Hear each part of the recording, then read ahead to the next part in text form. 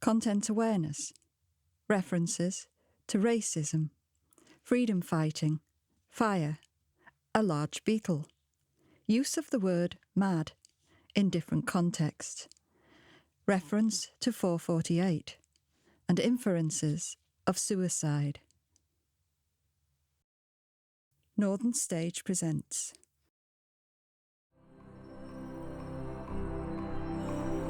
Scroll. Nighttime Visions by Sampira.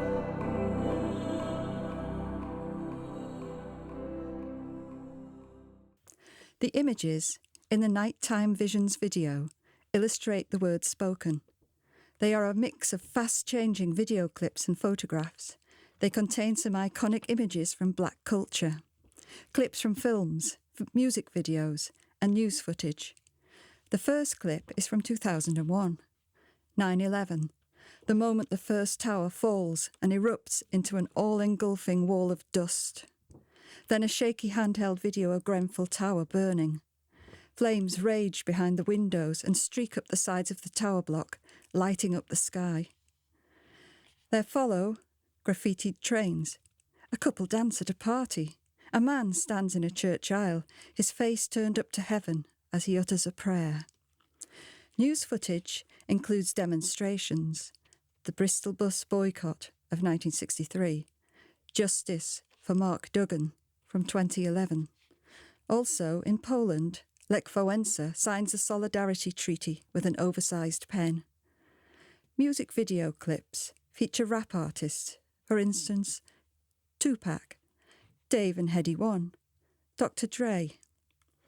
There are still images in black and white of historical figures such as Black Panther Fred Hampton, Malcolm X kneeling in prayer in a vast mosque, and Martin Luther King. Film clips include scenes from Blackula, a black vampire attacks a cop, Paris is Burning, a male dancer voguing, Queen of the Damned, a beautiful queen strides out from a burning building untouched by the flames.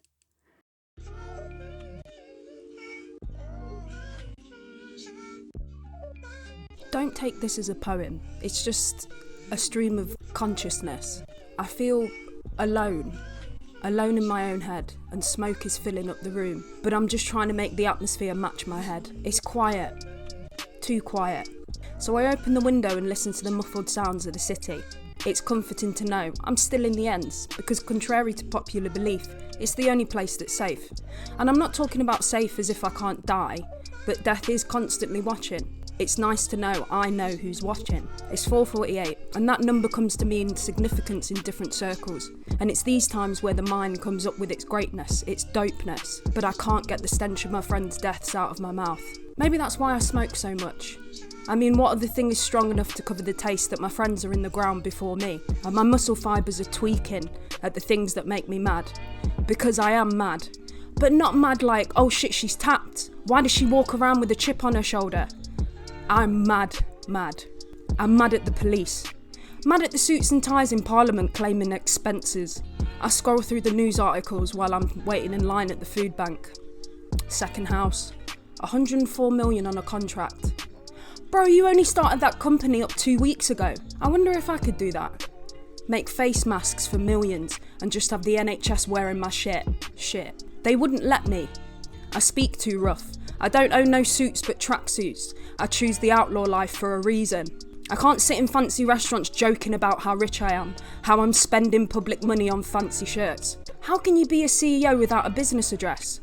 But let me tell you the truth. How can you be a CEO without a fixed address? It's comforting to know I'm still in the ends, because contrary to popular belief, it's the only place that's safe. My mind's filled up with street talks, and they're the best talks. We're filled with dreams and hopes, and they let us take those to the grave. I get out of my bed and walk around the graveyard. I put my headphones in. Tupac's voice booms through my ears and quietens my brain. I miss the dude like I knew him, like he's here to reach out when we're going through this. But the best we have is his music, and really his advice is in there. I get back into bed around 7:30am. I got a big day ahead. I've made some moves that I never thought would happen, but I still sleep in my single bed with a head full of dreams. Not much to my name, just the way I see the world. I think about the people before me and after me that I never got to meet, I never maybe will ever get to meet, because who knows how much time I've got left. They may take me out tomorrow. You can't speak the truth to power on an empty stomach, but I'm trying. I'm running on fumes, but if I have to use my last breaths to stand centre, I hope it burns down the whole place. So at least when they lay me to rest, to reunite me with my friends, I know they've got to rebuild all those buildings. It's hard to say what I want the future to hold, but a held hand is a free hand. I'm watching the world from a distilled sense of belonging, not particularly by society, but by people living under its crushing feet. I'm not sure of much, but in the eyes of the sleeping beast that rears its head in the eyes of a new tomorrow, it goes through many deaths, much embarrassment and cowardice. Those that are gone carry our fists through the fight, help our fingers turn the pages on history that the world has told us we're too stupid to figure out. I know I'm not sure of much, but I'm naive enough to believe in good over evil. But good is not passive. Good is a silver bullet on the tongue of those that will fight the dragon, the artists, the informants, the carriers of culture itself. And this, I know, is something to be proud of. The artists that are needed most are the most excluded. This, I know, is something to fight endlessly, but not because we're weak, because we are powerful beyond all measure. We mesh the lines between art, the unreal, and reality. The scars on our bodies and minds make a map of the truths that they suppress. And when faced with this reality, the unity in body, mind, and artistic hand, they crumble. We are to be feared, for we know beyond all words and poetry, beyond the fane of art, that our very existence is resistance. Scroll. Nighttime Visions. Created by Sampira. Commissioned by Northern Stage.